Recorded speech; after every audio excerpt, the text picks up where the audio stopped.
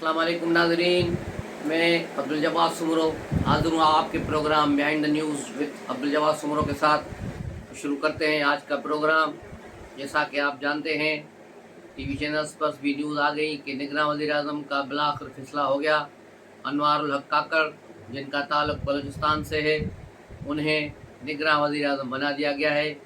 लेकिन ये नाम कहाँ से आया, ये एक अजीब कहानी है जो आहिस्ता आहिस्ता खुलेगी। लेकिन इतना ज़रूर बताएंगे कि ये नाम न PML नून का है, न राजा रियाज का था, न मुत्तहदा जो अपोजिशन सारी गवर्नमेंट थी उसमें से किसी जमात का था। तो फिर यूँ यकायक एक नया नाम कैसे फ्लोट हुआ।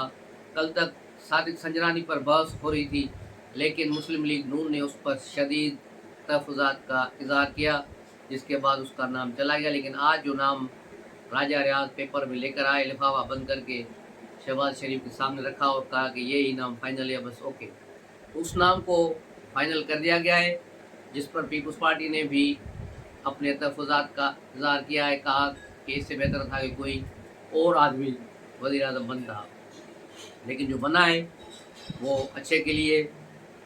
अनवारुल हक काकड़ 2018 के इलेक्शन के बाद बनने वाली सेनेट में जो है एक आज़ाद उम्मीदवार की हैसियत से शामिल हुए। बाद में उन्होंने बाप पार्टी शामिल की। इस वक्त भी वो बाप पार्टी के नुमाइंदा हैं और उन्हें वज़ीर आज़म की कुर्सी मिल गई। बलूचिस्तान से किसी को वज़ीर आज़म बनाना, सिर्फ मेरे ख्याल में ये काम, इससे कोई बलूचिस्तान के हुकूक नहीं मिल जाते। बलूचिस्तान के जब तक आम आदमी को आप हुकूक नहीं देंगे, बलूचिस्तान के गरीबों को जब तक आप हुकूक नहीं देंगे, ऐसे आप 20,000 वज़ीर आज़म लगा दें, उससे बलूचिस्तान पर कोई फ़र्क नहीं पड़ता। बात तो ये है कि बलूचिस्तान को ग्रास रूट लेवल तक फ़ायदा मिलना चाहिए, लोगों को वहाँ रोज़गार मिलना चाहिए। गवादर के लोगों का हक़ है कि वो वहाँ से अपनी मछलियाँ वगैरह पकड़े, उन्हें समंदर में जाने दिया जाए, जहाँ डीप समंदर तक वहाँ बड़े बड़े ट्रालर घूम रहे हैं और मछलियों को वहाँ जाने नहीं दिया जा रहा।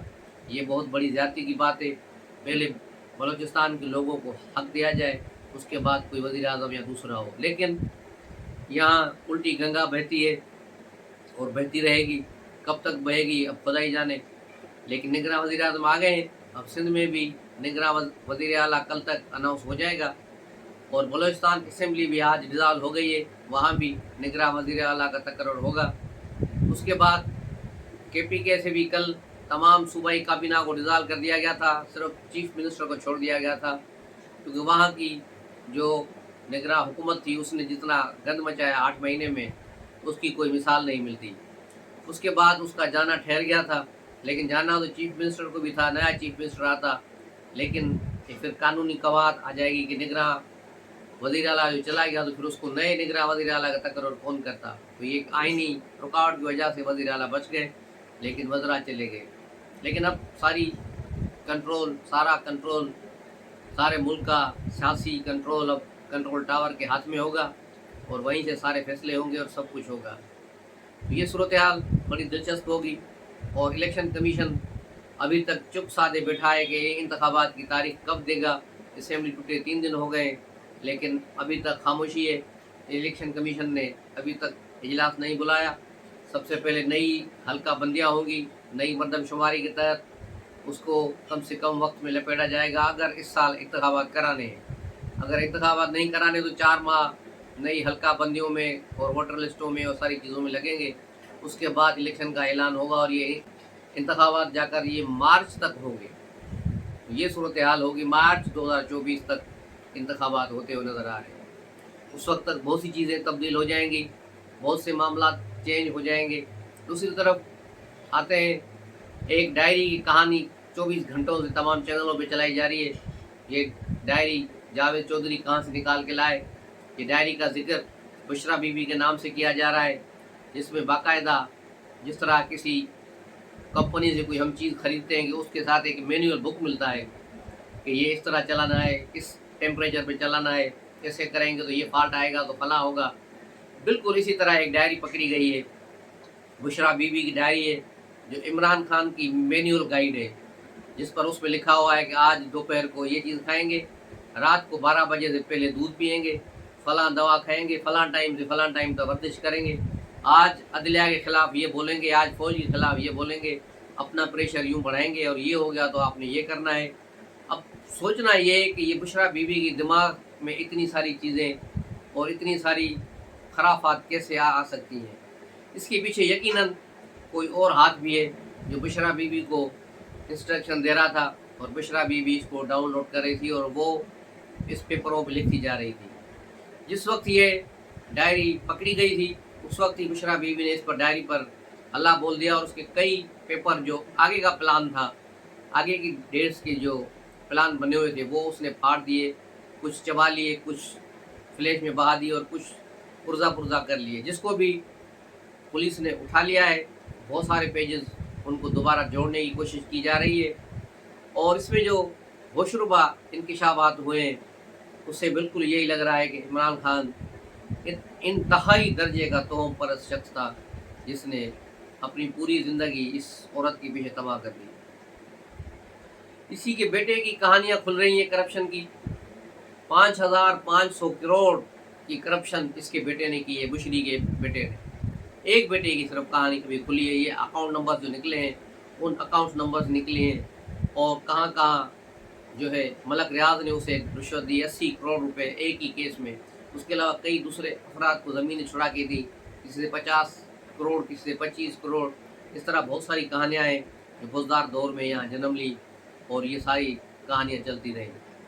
اس کے علاوہ عمران خان کی ضمانت کی درخواستیں اور ان کے سہولیات کے لیے اسلام آباد ہائی کورٹ میں چل رہی ہے پٹیشن، جس کا آج تحریری حکم نامہ برات جاری ہو گیا، جس کے مطابق عمران خان کو مسلح اور قرآن شریف انگلش ٹرانسلیشن کے ساتھ فراہم کیا جائے تو وہ اس کو پڑھیں۔ اس کے علاوہ اس کو کھانے پر بھی بحث ہو رہی تھی، لیکن اب وہ ٹائم گزر گیا، اب یہ اگلی سماعت پر اس کا ذکر ہوگا۔ لیکن عدلیہ نے اسے فوری ریلیف دینے سے انکار کر دیا اور کہا کہ اس کا فیصلہ، اس کی جو کارروائی اگلے ہفتے کی جائے گی۔ اگلے ہفتے کی ڈیٹ بھی اناؤنس نہیں کی گئی۔ اب پیر کو جو ہفتہ شروع ہوگا، ساری منڈے کے تو چھٹی ہے، ٹیوزڈے سے جو ہفتہ شروع ہوگا اس میں کون سی ڈیٹ اس پہ فکس ہوتی ہے وہ دیکھا جائے گا۔ دوسری طرف پارلیمنٹ کے رخصت ہوتے ہی مدیال نے اپنا کام دکھا دیا، اور اس نے پارلیمان کی پیٹھ میں چھرا گھونپ دیا، اور ان کا جو بل تھا ریویو اور پٹیشن سپریم کورٹ 184(3) جو کلاس کے حوالے سے خاص طور پر اس میں اپیل کا جو حق دیا گیا تھا اس کو انہوں نے اڑا کے رکھ دیا، اور کہا کہ پارلیمنٹ کو یہ حق نہیں کہ وہ ایسے قانون بنائے۔ اب ان سے پوچھے کوئی کہ جس آئین اور قانون کی بات تم کر رہے ہو، جس پر تم یہ فیصلہ دے رہے ہو، وہ آئین اور قانون کیا تمہارے ابا جی نے بنایا تھا؟ وہ بھی پارلیمنٹ نے بنایا ہے۔ پارلیمنٹ کو پورا حق ہے کہ وہی کوئی ایسا قانون جو عوام کے خلاف ہو، عوامی حقوق کے خلاف ہو، پاکستان ریاست کے خلاف ہو، اس کو ہٹا کر اس کی جگہ پر نیا قانون لایا جائے۔ اور یہ اس طرح یہ مختلف ترامیم ہوتی رہی ہیں، 73 سے لے کر آج تک 19 ترامیم ہو چکی ہیں آئین میں، مزید ترامیم ہوں گی تو کیا فرق پڑے گا۔ لیکن عدلیہ نے، انہیں پتا تھا پارلیمنٹ ہے ہی نہیں، 1.5 مہینے تک فیصلہ محفوظ کرنے کے بعد جا کے یہ فیصلہ سنایا، اور ان کا فیصلہ بدنیتی پہ تھا، جس کا بنیادی مقصد نواز شریف کی جو ہے تا حیات نااہلی کو ختم کرنے کا تھا۔ لیکن پارلیمان بھی ہوشیار نکلے، انہوں نے دوسرا قانون بھی بنا لیا، وہ پاس بھی کرا لیا تھا کہ اب یہ قانون بند ہو گیا کہ کسی کو بھی نااہلی 5 سال سے زیادہ نہیں ہو سکتی، 62 تک۔ تو اب یوں نواز شریف کے راستے میں کوئی رکاوٹ نہیں ہے، اور پی ایم ایل نون نے بھی اعلان کر دیا ہے کہ نواز شریف 16 سپٹمبر سے پہلے آئیں گے، یعنی 15 سپٹمبر تک ان کی آمد متوقع ہے۔ اس کے بعد 1-2 روز وہ جیل میں رہیں گے، ظاہر وہ آ کر سرنڈر کریں گے، جس کے بعد ان کے فیصلے ہوں گے۔ تب تک بندیال اپنے گھر جا چکا ہوگا۔